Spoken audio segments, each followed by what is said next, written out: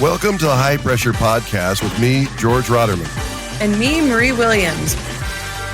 Brought to you by Reliably Ratterman. Bringing you industry news and trends.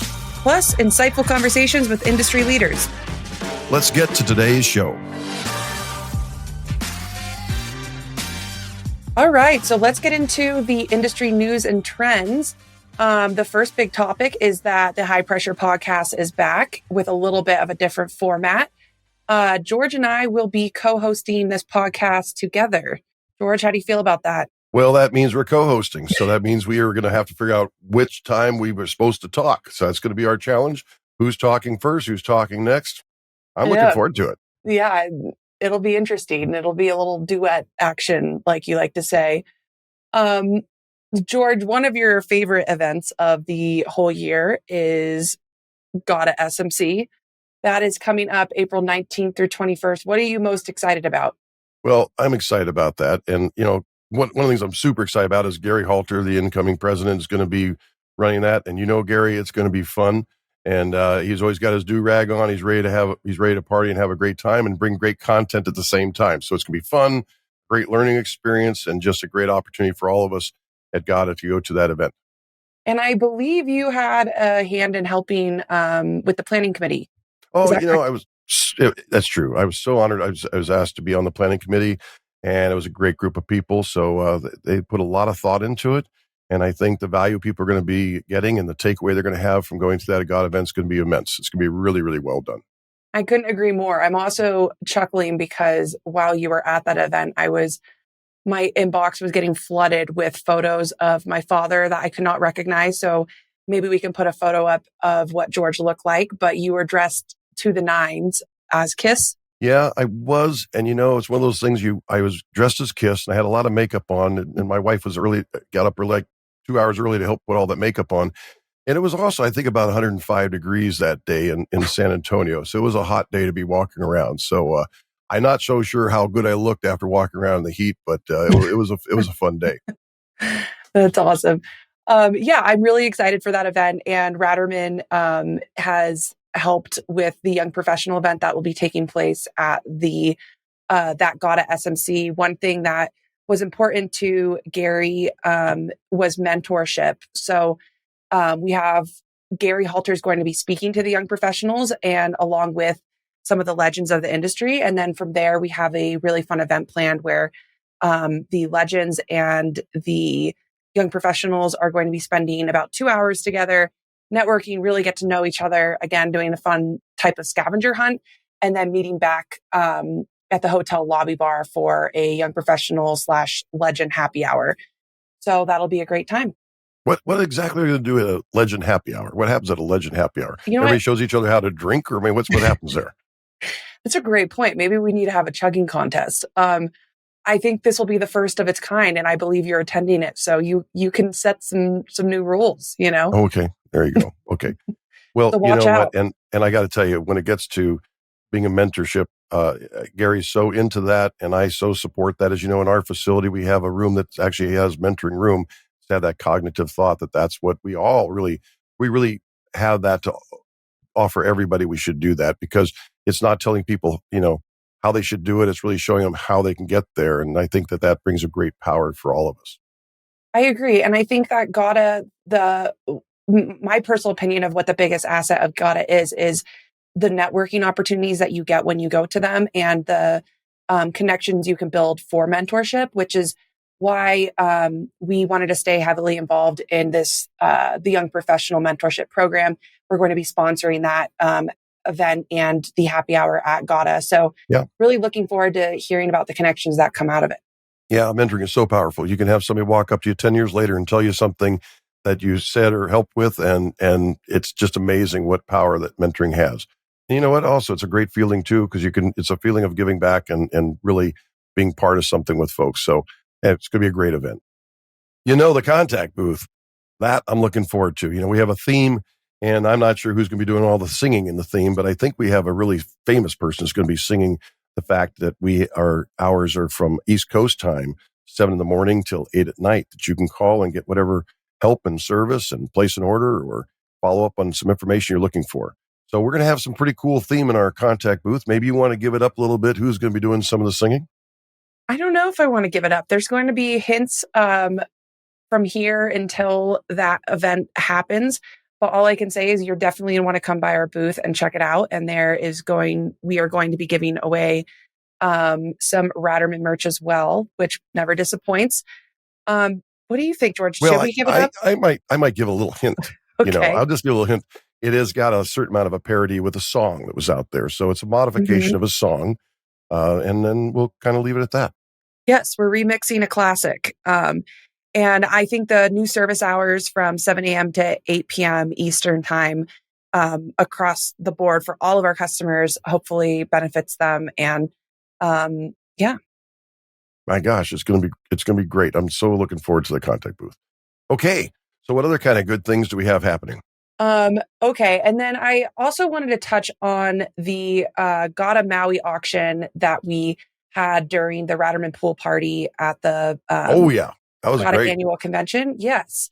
A lot of participants. I want to say thank you to everyone that participated in the silent auction, and an extra thank you to all the winners. George, did you want to mention anything around that? It was just such a rewarding experience. And I was just watching everybody participate, and people were going up and bidding and bidding and bidding. And it was just, it really, the amount of money we raised was a lot more than I thought we would raise. And I think that was wonderful for the folks in Maui, and they're still hurting over there. They're still trying to get everybody on their feet. So I think that was a great opportunity for us to be able to donate some money and show our appreciation for letting them our being on the island and all of our experience being there, and be able to say thank you in some small way. Absolutely. And I know Robert Anders, who had picked Maui as a location because he was the Gata president. Maui is a very special place to him. And so he reached out to locals to figure out the best place to donate to. And they all had said the Maui Strong Fund. So we are very excited to say that because of our customers and the folks that donated to the silent auction, we raised $47,000 for the Maui Strong Fund. Yeah. Um, and yeah, very, very happy that was able to be Yeah. done. All right. Well, in other Ratterman news, big news, we have a new Houston facility. George, I don't know if you want to touch on that. I do. We have our Houston facility. We have had it there for a good amount of time. It's really focused on cryogenics. I mean, they have cryogenic valves. You can't believe there could be that many cryogenic valves in one place, but everything there, from cryogenics to hoses to actuators, pressure release, burst discs, all kinds of good stuff. So we actually acquired another facility nearby. It's actually called Next Door because it's next door. And that is, we've got that with pallet racks of all kinds of inventory. We brought in just a tremendous volume of inventory for bev carb tanks, cryogenic dewars, and also micro bulks, and it allowed a lot of expansion in some of those areas. And we've also got a lot of new things happening in the original facility we have there that has allowed us to expand in that area. So it's been a great expansion. We're fortunate enough. It's a beautiful facility. We're fortunate enough that the facility next door came available, so it's right next to us, which really allows us to have a lot of positive synergy.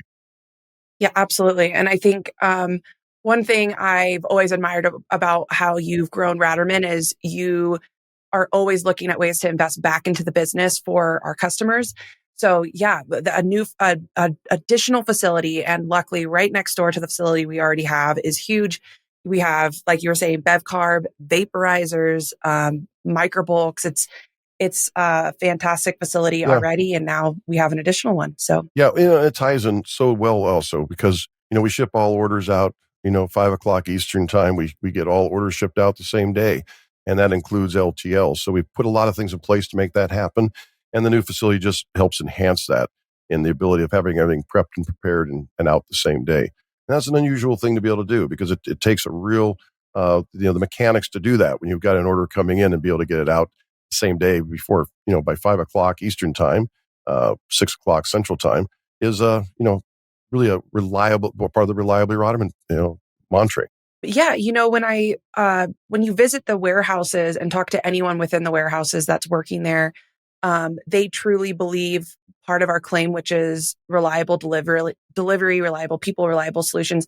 they truly live by that. They're so passionate about how they're boxing every single box to make sure that um, shipment is getting to the customer, not damaged, and providing the best service they can. So I think like this new facility, George, is just going to allow um, more of that. And we ship same day, which is pretty rare. Yeah, the expansion of the facility just really helps support what we are doing currently and for the future. We're always looking at the future, being prepared for that and having capacity. And one of the things we do, which is pretty unusual, is we ship up till 8 o'clock Eastern time. Orders that come in ship out the same day. And that includes LTL trucking, which is kind of very challenging, but we take that challenge and we meet it. And we get orders out the same day up till 8 p.m. Eastern time. That's small packages as well as LTL. So this is really just one more support to make sure we have that duplicity in what we can do in those areas. Absolutely.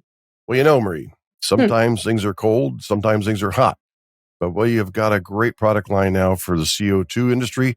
We have excellent totes for putting dry ice into and getting those delivered to your customers. That is so true. I know we've been doing testing on them as well. And all the results just keep coming back excellent. So yeah, if you need some dry ice bins, definitely give us a call because we have them. We call it our blue wall.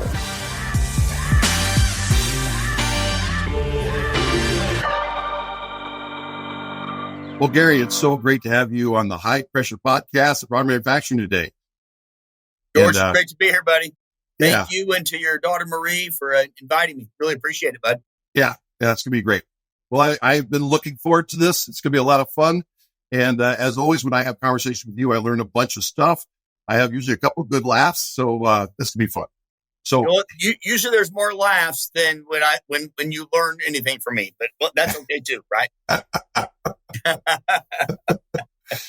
So here's the thing. We are talking to Indian Oxygen's president, and they are unusual in the fact that they've been around since 1915.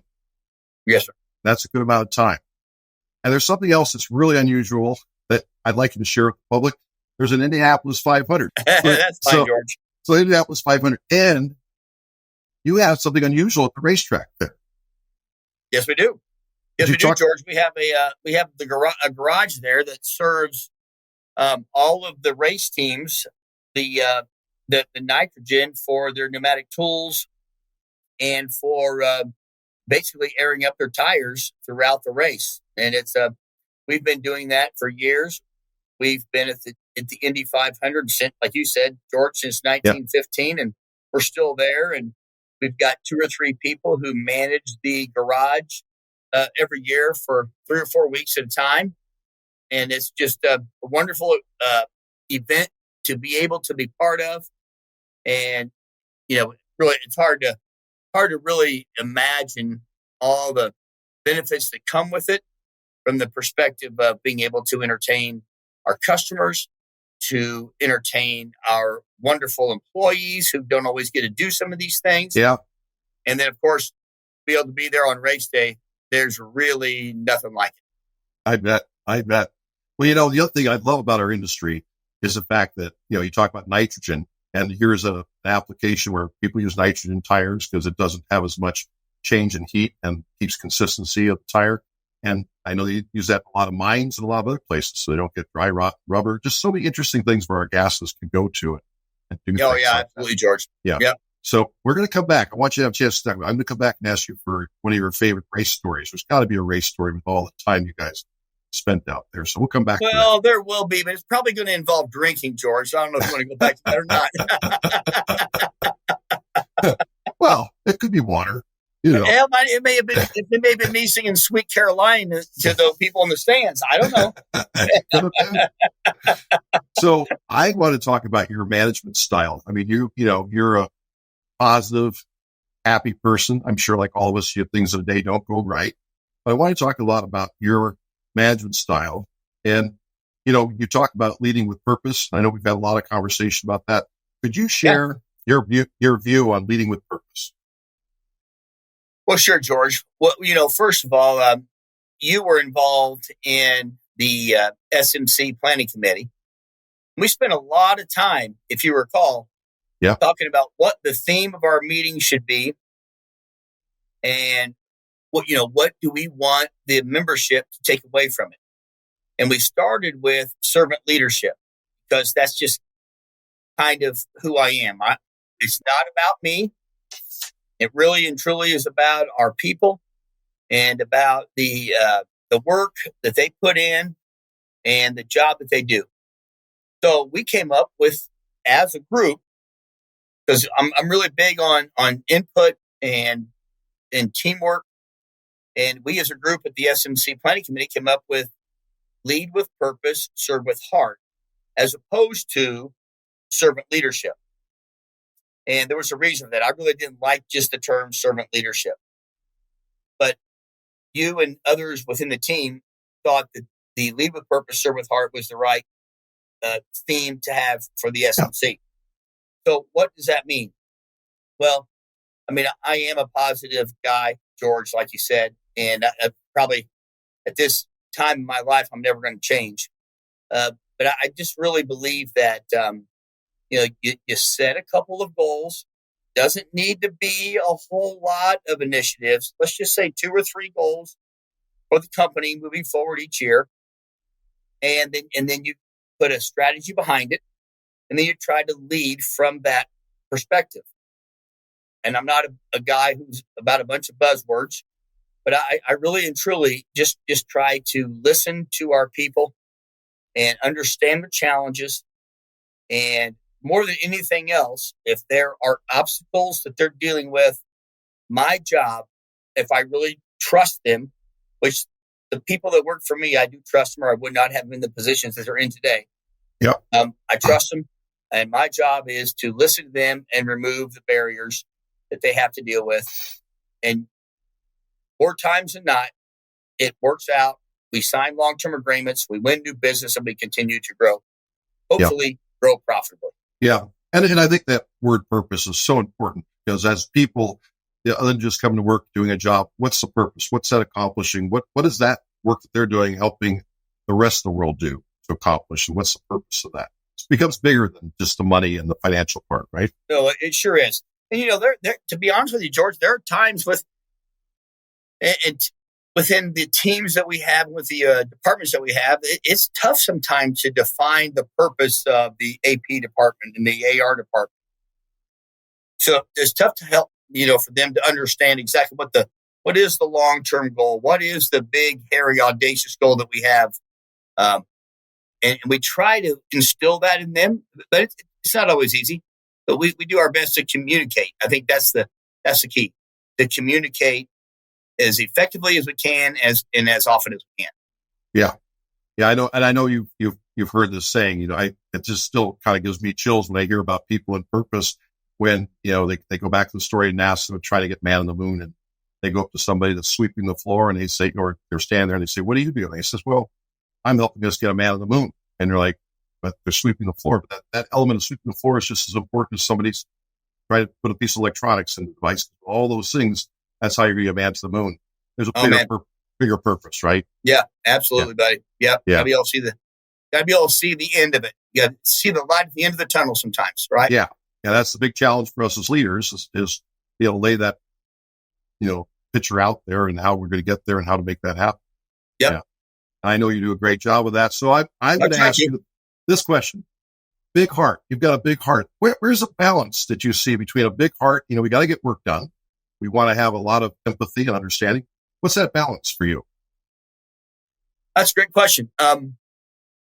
I would say I'm not even sure the right word is balance, George. I just think that by my nature and how I was raised by my mother, who was a nurse, and my dad, who was just a very caring guy, I think my nature is just to love people and to want to see the best in them. And that's where I lean. I mean, there are a lot of times where we've had people in this company who have really pushed me or the management team to the limit because of performance or just attitude. And I have really worked hard, as others in our company have, to see that they may be struggling with some things that we may not know about.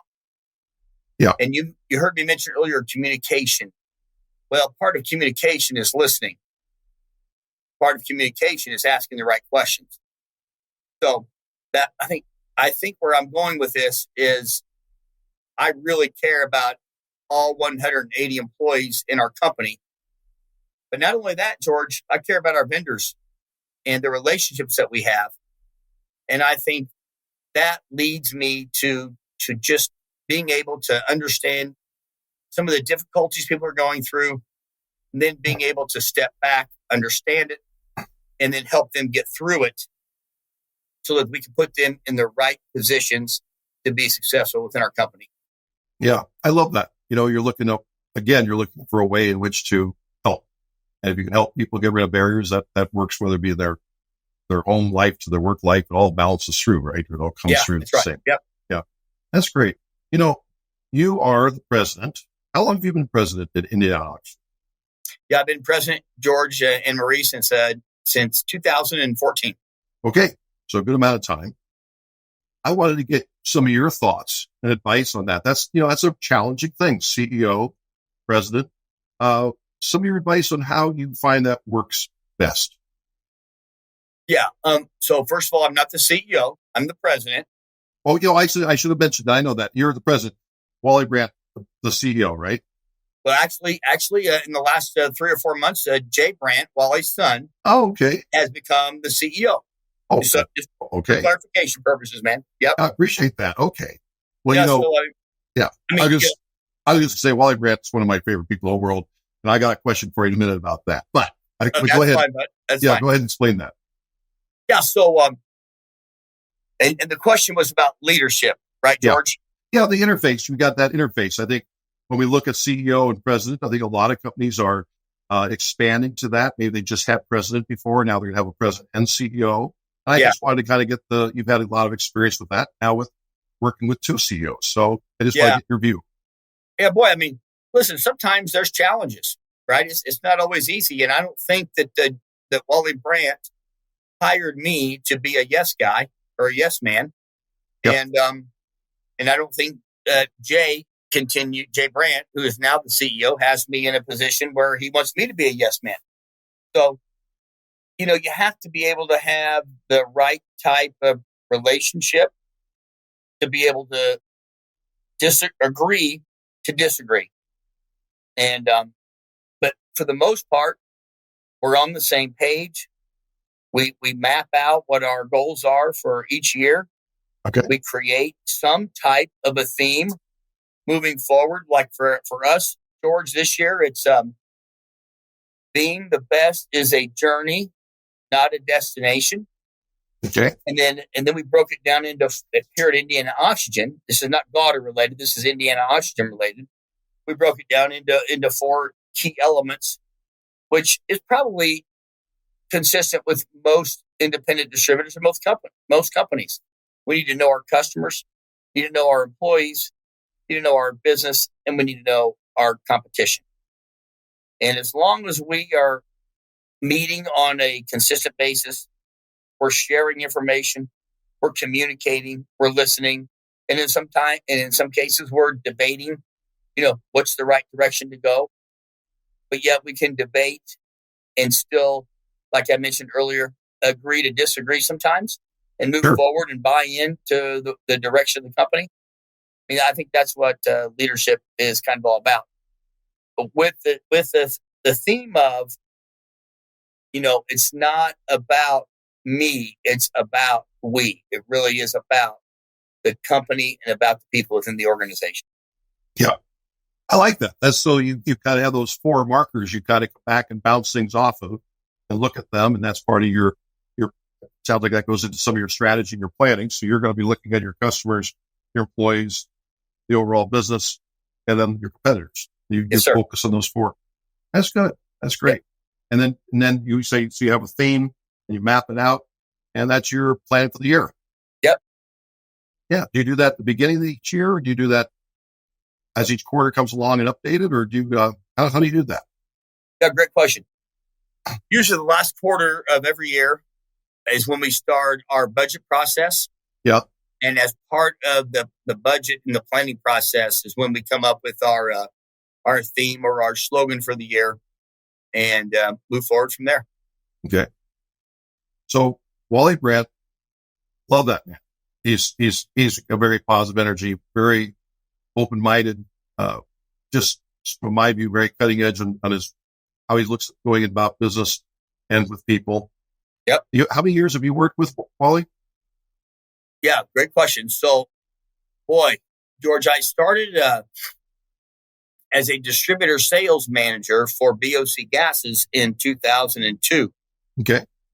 And that's when I had known Wally for about 10 years before that, but I had never worked with him in any capacity. So when I was with BOC, Indiana Oxygen, we signed a long-term agreement with them at the time. And that's how I got to know Wally, his philosophies, and we developed a great relationship together. So it was in 2002 when we really began to work together and become, in a way, partners and friends. Yeah. So in all that time, there's got to be some really fun, interesting stories with Wally. So I would ask you to tell one. Do you have one? Oh, boy. I probably have several. I don't want to say there's any that is just, really funny, but we both have a love for sports. Okay. We both play golf. We both love the game of baseball. His license plate on his car says baseball. He probably knows more about the history of baseball and the history of the Indy 500 than anyone that I know. Yeah. But something that's really special about Wally, when my kids were younger, my daughter's 30, my son's 29, and then my other daughter is 20. Let me just share a little bit about Wally Brandt that I think it'd be worthwhile for people in the industry to know. Wally went to my oldest daughter's volleyball games when she was at Roncalli High School and when she was at IUPUI. He went to my son's football games when he was in grade school. He went to my son's baseball games when he was in high school. He went to the national championship game in the freezing cold of Omaha, Nebraska, when my youngest daughter was playing for Texas in 2022, flies in one morning, goes to the game, has to sit by himself because I couldn't get him tickets next to us, and then gets up the next morning and flies out. Wow. I think that tells you a little bit about his leadership style, and maybe he would be the right person for me to try to emulate. Yeah. Now that you say that, it's interesting. When I drove up and met up with Wally, probably 8 or 10 years ago, we had a really nice time together. We had a nice lunch. And he said, George, I got a couple hour drive in front of me. I'm driving up to one of our employees' children's game. And he drove up from there and drove up to one of their games to visit with them. I did not realize how dedicated he was to that. That's a great story. And It really is. That's a massive, massive message to people working there, right? He cares. Yeah. Thank you. Hey, listen, George, we talk about this a lot, and I use a lot of quotes within our company, and some people probably laugh at them, but there's one that really does matter. And it goes something like this. The customer doesn't care how much you know until they know how much you care. And that's not just our customers. There's external and internal customers. And Wally shows that in both our actual customers that helps us pay our bills, but also those customers, which are his employees, who do everything they can to make sure that we're doing the right thing for his company. Right. That's great. I love that quote. Yeah. And that makes me think of another thing you guys have, your vision. I like what you say in your vision. Our vision is to remain the number one company in our marketplace, thus greatly enhancing the work environment and overall lifestyle of our people and our surrounding community. So that's very strong. I also like your mission statement. It is our mission to serve our customers so well and with such a high level of quality products and service that they have no interest whatsoever in our competitors. That's a great one as well. I think all of us, when we're running a business, we tie to those two things will do well. Well, okay. And from a standpoint of humility, George, we're not perfect in either one of those. We have work to do, but that's our goal. That's what we're trying to achieve. Yeah. Okay, so this is kind of a speed round. Ready? This is kind speed round. Okay. This is speed round. Okay. So I know you're an avid reader, and I wanted to ask you what your 2 favorite books are this year. Oh, wow. Oh, shoot, George. One of them would be How the Mighty Fall. Okay. And I've got that book right here. I'll show it to you here. Okay. It's by Jim Collins, who also wrote Good to Great. Oh, yeah, you did. That's right. Yep. Nice. And then the last book I read, oh, man. Well, I read a lot of, I would say a lot of periodicals and a lot of, to be honest with you, faith-based books. Yeah. So the last one I read was called Just Like Jesus. Okay, great. By Max Lucado. Yep. You recommend both those books that you just talked about? They're both good? Absolutely. Very good. Okay. Yeah. And then I read another one recently, and let me pull it up. I'm not the best at obviously remembering names, but I just shared this book with Edward Leon. I don't know if you know Edward or not. Oh, yeah. Yeah, I know Edward really well. I think you probably do. And I shared this book with him, and it was called What Got You Here Won't Get You There. Okay. By Marshall Goldsmith. Yeah. So Edward and I have this odd thing that happens. We don't talk to each other, and we can end up in the same town, not because there's a convention, not because there's some other business reason. We'll end up in the same town, same hotel, and bump into each other. It's That's very interesting. It's wild. It's wild. That's very funny. Yeah. Yeah. So that wasn't very speedy, George. I apologize for that, but there you go. There's a couple things. Well, I should maybe call it. Maybe I should call it the interesting round.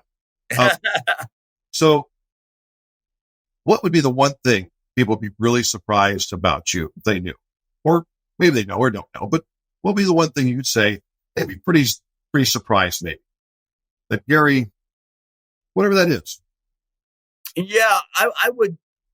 Prior to becoming God a president, yeah, and the theme that we have come up with, George, which is a little bit of country and a little bit of rock and roll. I'm kind of a laid back type of guy, so I don't know that people would think that I appreciate George Ratterman dressing up as one of the Kiss characters, or the fact that I'm a huge AC/DC fan. Yeah. And that I enjoy maybe on occasion getting up and maybe singing a song in front of the crowd. And maybe something else that they don't know would be that, I played a lot of sports in my day, and here, let's have a little fun with this. So back in high school in 1982, they may not even realize I'm this old, George. Okay. But back in 1982, when I was a senior, I really had a wonderful year as far as our season went. Our team we played great. We got to the state finals. That was way before class baseball or class sports of any kind. And I hadn't made an error in many, many years. I'm sorry, many games. Many games. Okay. Not years. I made plenty of errors in several years, but in many games. Well, the last game that we played was in the state finals. And the sun was not out all day long. And then all of a sudden, there's this big high fly hit to me. And the sun comes out. I miss it. The other team scores 2 runs because of that. Oh, boy. And with that said, my aunt, who I love dearly, decided to buy me a pair of sunglasses about 5 years later to remind me of what happened. So, that's what I do sometimes when people ask me about unique things about me. I put these glasses on and share that story with them, because almost every time I'm anywhere on the south side of Indianapolis, people remind me of that day when I dropped the high fly.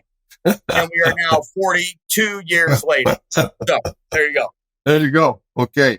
So that's great. So, and your favorite two bands? Oh, without question. Number one is AC/DC, and skipping genres, the other would probably be ABBA. ABBA. Oh, really? Wow. Yeah. Look at that. We put those on the car back to back. There you go. Yeah. Now, George, I'm still a rock and roll fan. I'm all about Hair Nation. So number two would probably be Bon Jovi. And you might hear Wanted Dead or Alive at the SMC in the president's reception. You just never know. Okay. And I'm going back to the day I wore the AC/DC outfit. My wife took 2 hours to put makeup on. And if you remember that day, it was 110 degrees in it was San Antonio. It was a hot day. You mean the Kiss outfit? And yes, I really give you a lot of credit for putting that on, Kiss. and for your wife for putting all the makeup on you. I don't know how you guys did that. But you're the man, buddy. It was a fun morning. That's for sure. Yes. So you had a great event came by your place, Tour America. Dirk Beverage came by. Yeah. Oh yeah. Yeah. We supply America. Yeah. Yeah. Yep.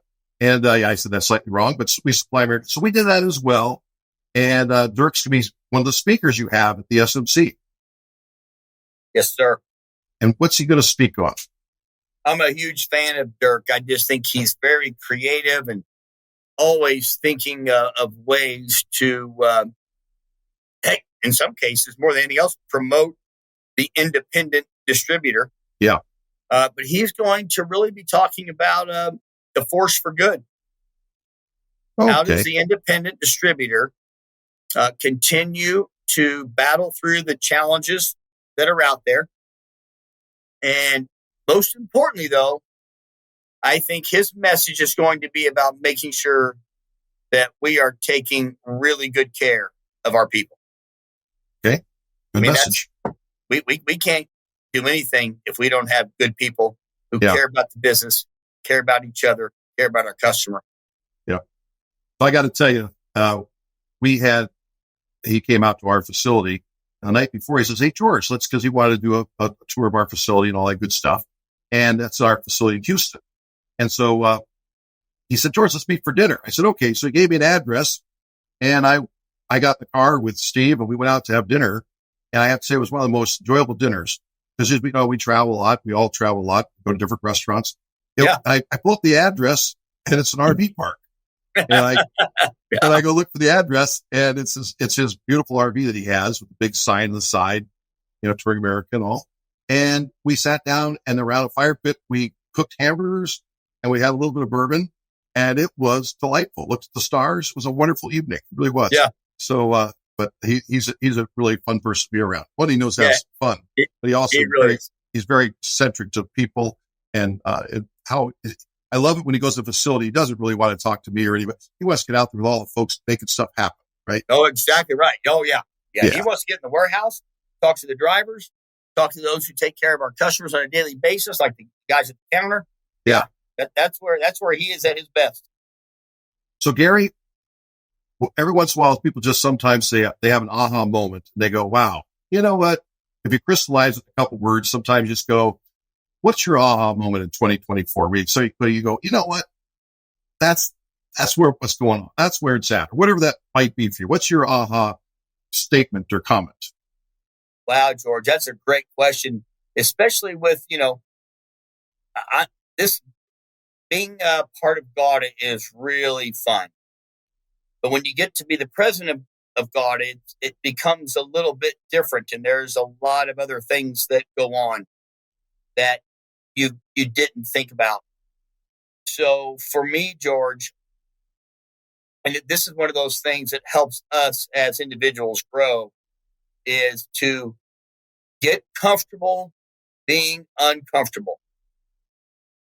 Because there is something that happens every day for me right now that is making me grow because I'm uncomfortable in a situation. And it's usually because of my position within God. Yeah. And I think because of that, I'm somehow, I guess the proof will be in the pudding, getting better every day because of that. Yeah. Well, that's So what happens with challenges. Get comfortable being uncomfortable. That's a great one. I love that. That's a great aha one. Yeah. Thank you. And I guess you're right. Things are speeding up faster before. There's every day you come to something. It used to be like every quarter, every month. Now it's like before lunch or something, right? Oh, yeah. Change is quick. And God organization, as we all know, is a fantastic organization for the independents and everybody. Really, it's been for myself as well, just a great experience. And well, that's how we met, right? So yeah, sure is, man. They're fabulous stuff. Natasha, John, Claudine, Andrea, Bruce, the whole team. What a great team. Yeah, I think also when you're behind the scenes, as you are, I've been on some different committees, and you see what they really do behind the scenes, because it just sort of goes smooth. But what it takes to make it go smooth is they do a fantastic job. Oh yeah, absolutely. Yes. Yep. Well, before we leave the podcast here, High Pressure, do you have anything you really wanted to hopefully say today? Because I might not have touched on something. You might have thought, gosh, doing a podcast with George, what might be the thing I want to really say? Well, I don't know that I want to say anything, George. I think I want to ask you a couple questions. Oh boy. Okay. Tell me about your management style, because you've got a great business, not just one. You probably have 2 or 3 businesses. And so what's your management style, and how do you stay as active as you are while running these multiple businesses? Yeah. Well, I think my management style is, in fact, it's very similar to yours. I really believe in people, and I have concepts and ideas. I'll have a vision. I would say typically if I walk into a room and 8 of us sit down, I'll have a thought of where I like picking on models a lot. So I like to come in with picking on models and what I think maybe could happen and what could be. And usually, when we leave a room, I say more than 50% of the time, it's not the way I thought we would do it. It's not the idea exactly as I thought. And we come out, and I love that. I love the fact that people get enriched into it and part of what could be and that development. I have a kind of a brainstorming period where I say, there's no reality to brainstorming. We're just going to talk about what could be. Then later you come back and say, well, is that cost effective, realistic? We have the resources, all that.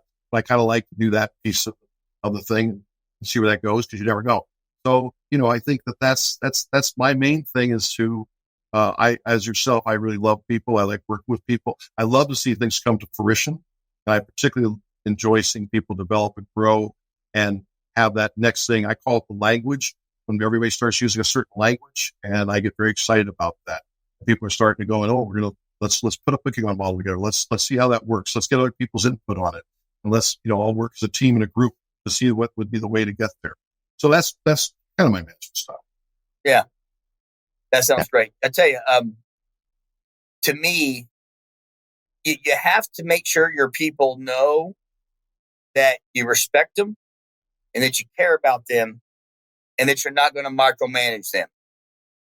One of the questions you asked earlier was, what does lead with purpose mean? Well, it means giving them the goals and then letting them go do it, letting them run their show, letting them manage their people as they see fit in order to reach the goals and objectives. So I think that's probably about empowerment.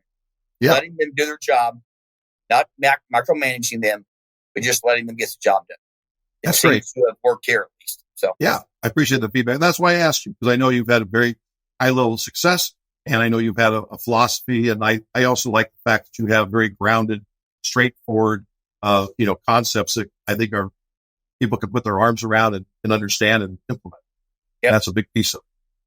There you go. Mike Ollie, well, thank you for asking a question. You may be the first person to ask me a question back, by the way, just so you know. There's a lot of people who have a lot of questions about who George Radaman really is. Uh-oh.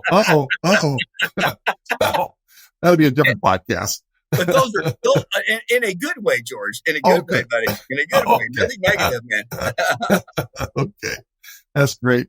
Well, hey, I tell you what, thank you so much for taking the time today and give us your thoughts and ideas. And I really enjoyed it so much.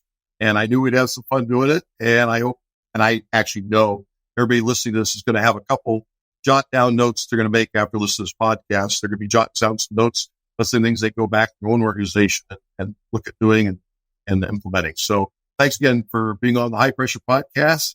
And we'll see each other soon. I'm sure at one of the Gatas or some of the other events as your president this year, both for the SMC and also for the national convention.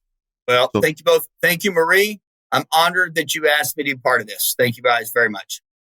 Yeah. Thank you, Gary. Sorry I've been on mute. This No baby problem. has decided to squeal around this whole time. And I just wanted to say, the aha moment of getting comfortable being uncomfortable, I think that plays right into the not micromanaging. It's uncomfortable as a manager to not micromanage sometimes and put the power in the reins of other people's hands. But I think I said that wrong, but you know what I'm trying to say. Yeah, I do.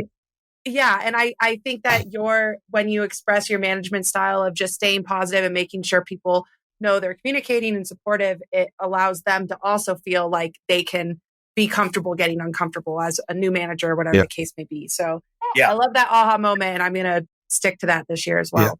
Yeah. I had a couple of things I was going to say, but I always wonder if it's the right spot.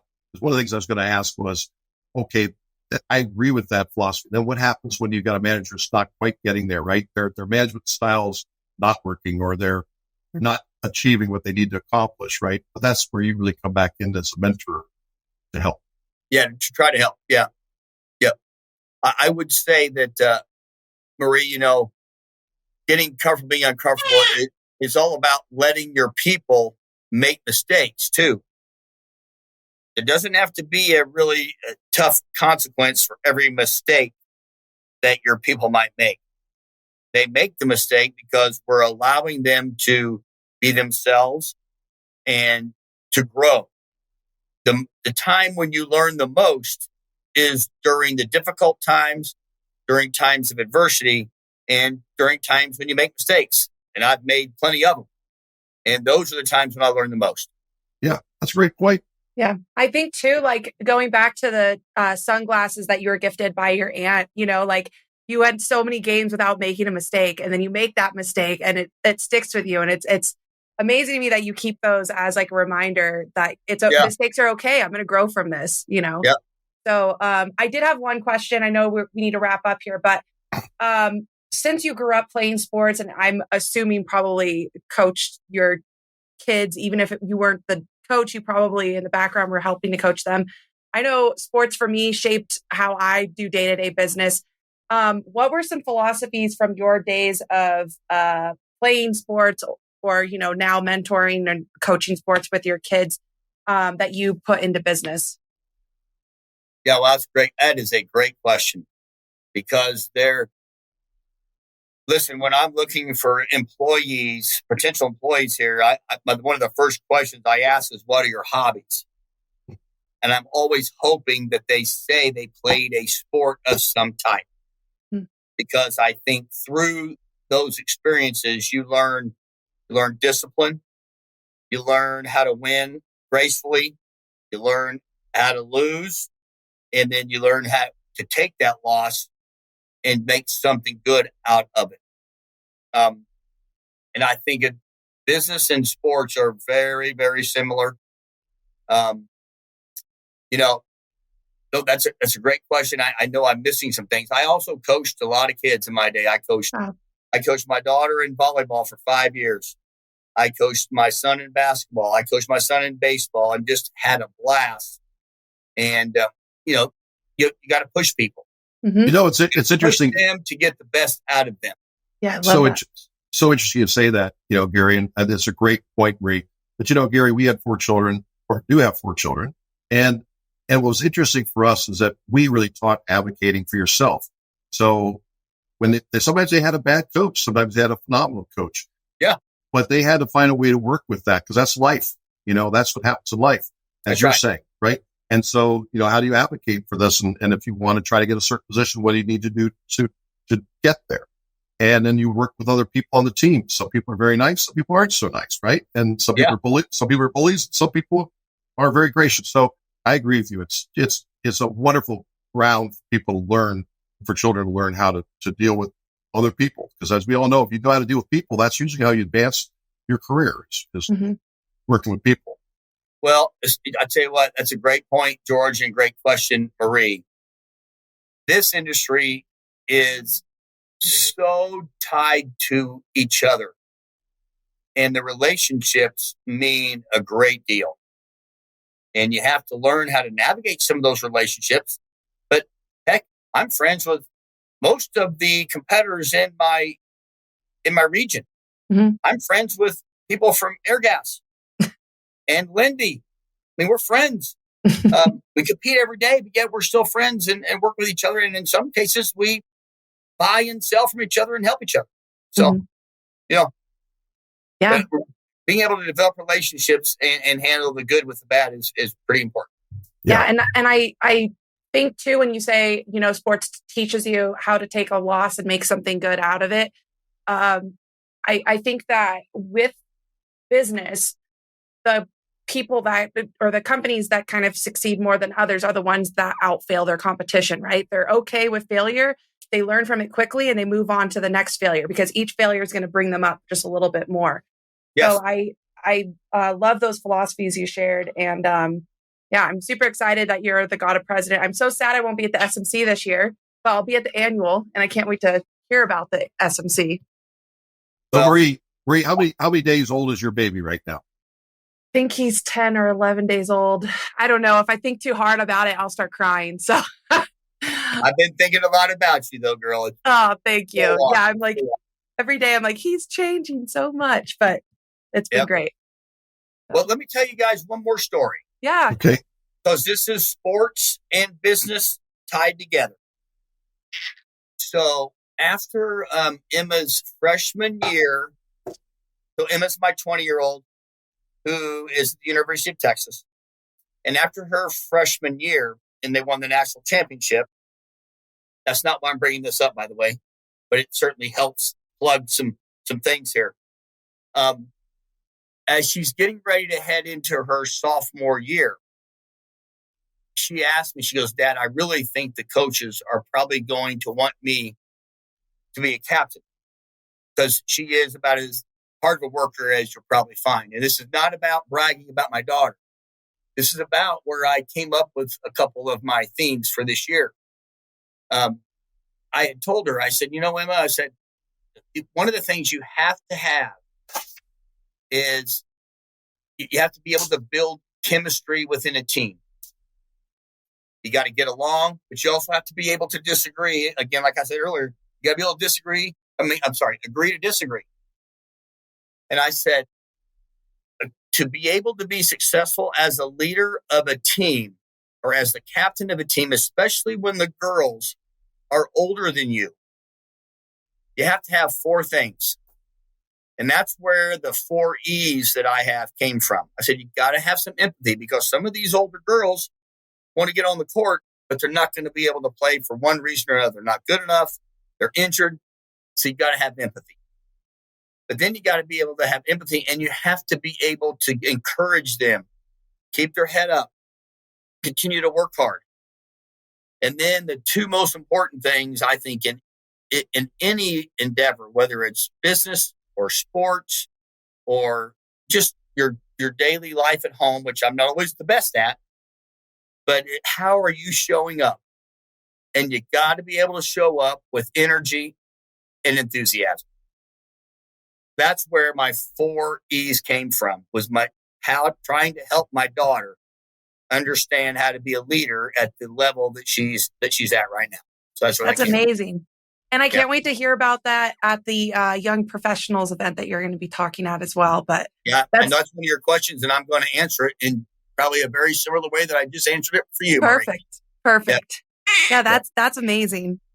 I'll be Hi, Van. I hear you. His first podcast. He's very hungry. First podcast with me. It's awesome. He says, hi, Gary. Hey. Go UT. Yeah. I know. I can't get him to do it, but I know. That's okay. So anyways, I thought that was something, George, you had asked one thing I wanted to share. And as we got talking more and more about things, I thought, man, that's something that I think would be important for people to understand. Yeah, I appreciate that. That's great. Thanks for sharing that. Yes, sir. Fantastic. I appreciate it. You did an amazing job, Gary. Made it fun. flowed really smoothly. And I think people really enjoy hearing your thoughts and all. So thank you for taking the time today. Well, I hope so. I mean, if you get some thumbs down, that's probably normal. Normal. We're not getting that.